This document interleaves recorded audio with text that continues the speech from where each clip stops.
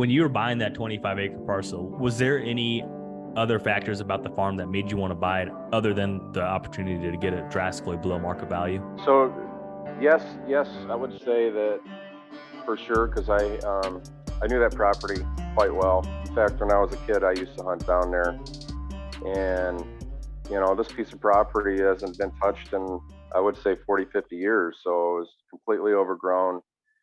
A lot of deer down there, a lot of small game. So a lot of people hunted down there for many years just because there was no trespassing signs. Nobody took care of it. Nobody looked over it. It was fair game to just about anybody. So yeah, it was a cool piece to get for myself just because I had some history there and I was a kid. And was it a dream farm?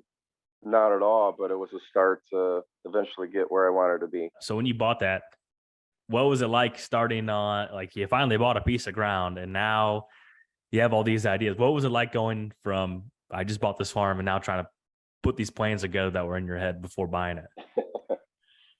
Well, you got to have a vision of what you're going to do first.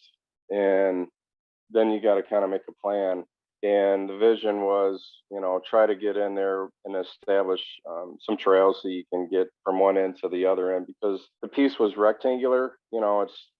It's 300 feet wide by three-quarters of a mile long. Long, skinny piece.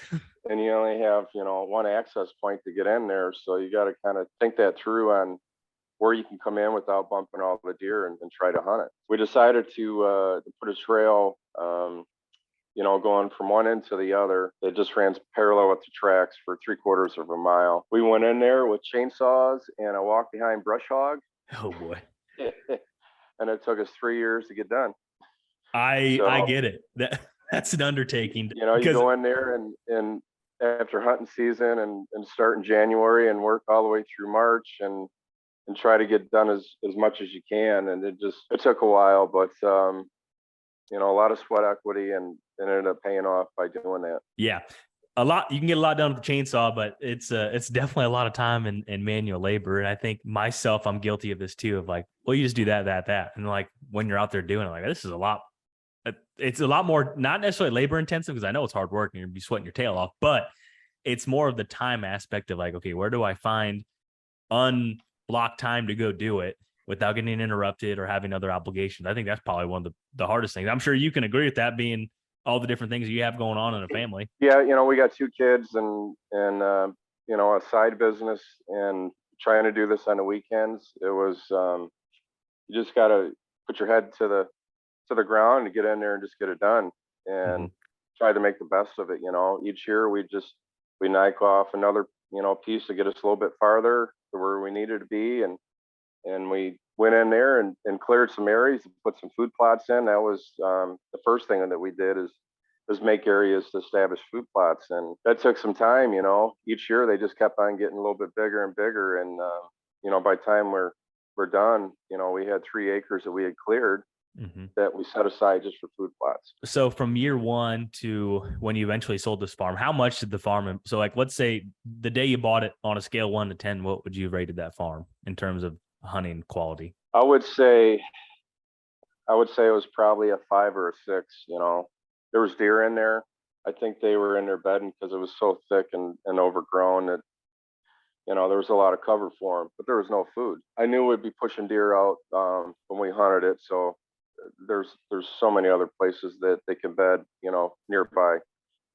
So I knew we'd be doing that. So we decided to let's get in there and establish some food plots and let's try to make it where they'll come to us in certain areas. So we did that, and it took a few years before we started seeing the numbers go up, but each year we would see more and more deer every time we go out and sit and stand. So it was kind of cool to see the progress, and potential that the little place that it had. It's 25 acres, 3 acres of food. You're surrounded by ag all around, so you're kind of competing with that. But we planted clover and chicory, where the other fields and neighbors, they didn't have any of that. So I think that was one of the key things that we did that helped this farm productive. Having that green food source, while obviously corn and beans everywhere around you. So then it was a 5 or 6 the day you bought it. what about the day you sold it? I mean, if you had to say on a scale of 1 to 10, how much did you improve it? I would say I would call it at least an eight. You know, um, there's good deer hunting there. You know, we were shooting, hoping young deer out of there every year, Mm-hmm. which was good. There was a few good bucks that were in that area that we had on camera. They end up getting hit by a car. One particular buck, we hunted for a few years. They had a lot of history with them. Neighbor found them on his property, got hit by a car. You know, that deer ended up scoring 174. And you know, we did see that deer one time on hoof, but you know, just couldn't get an arrow into him. But it had potential, you know. Mm-hmm. I think we made it a lot better than what it was, and we enjoyed hunting it when we had it.